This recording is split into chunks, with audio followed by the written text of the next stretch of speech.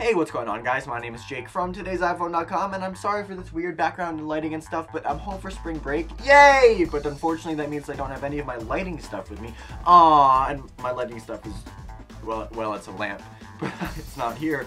So, we'll have to make do with this, but you really don't care about that. You just want to talk about the news, and there's a lot of news to talk about, so let's get started. Alright, first and foremost, as I'm sure you already know, Apple announced the new iPad, the new Apple TV, and iOS 5.1 at an event on March 7th. I'm not going to talk about it much right now just because I made a whole separate video on that, so I can link to that in the description down below and then somewhere on the screen right here. But definitely click on that if you want a more detailed view of, everything that Apple went over. But just really quickly, the new Apple TV has 1080p support, it's got an updated UI, and it now has an A5 single-core chip in it, which is nice.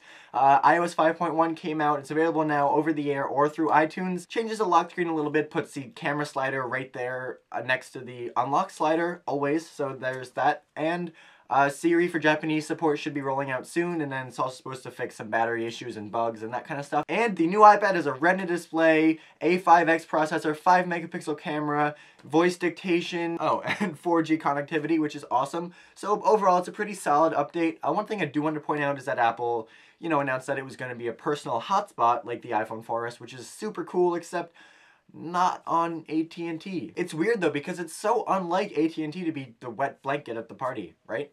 Am I right? Am I right? Nah, I'm wrong. That's a lie. It's totally like them. So yeah, if you're on AT&T, you will not get the personal hotspot feature on the new iPad now. A spokesperson on Twitter said that they could maybe enable it later on, and they tweeted out to us when they did, or if they did, which, they might not, because that whole thing about them being a wet blanket. Okay, next in accessory news, I want to tell you guys about a really cool screen protector Cam checked out called the Spigen GLASt tempered glass screen protector.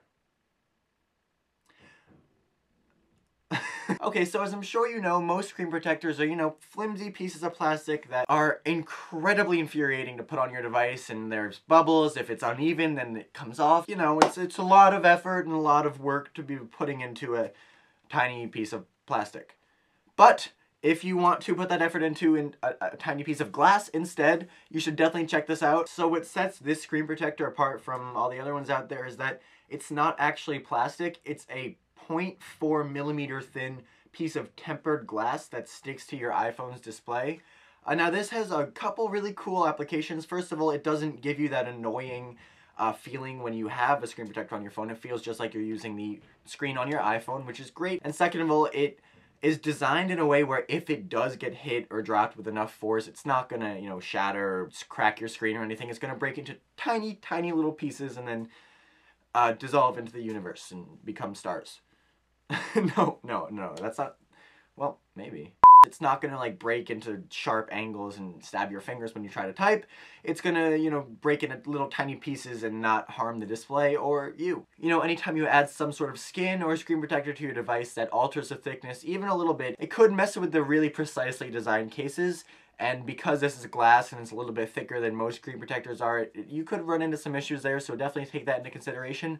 But overall, I think this is a great option for people looking to preserve the Apple design as much as possible while still preserving your investment. And our last story of the day is actually about you guys. We took a poll on our Facebook page asking those of you who purchased the new iPad which model you purchased, and out of the 157 of you that answered, 72 of you ordered the 16GB Wi-Fi only model, which is definitely by far the most popular. Now this was closely followed by the 32GB Wi-Fi only model and the 4G model, and yeah, it's just interesting to see which model people are going for. Alright, and finally, last week I said that starting this week I was going to start highlighting some of your answers to the question of the day, or just some funny comments that I saw.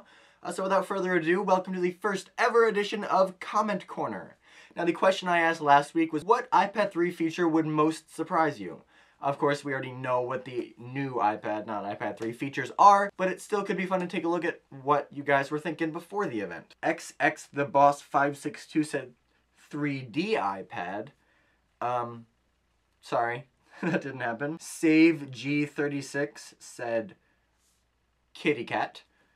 Interesting. A lot of you guys said Siri, and we did sort of get Siri. We got voice dictation, but not full Siri. And I mean, that's pretty weird. I don't understand why we didn't get full Siri, but maybe that'll come in an update. The Four Rascals said 3D and an iPad mini and mini USB.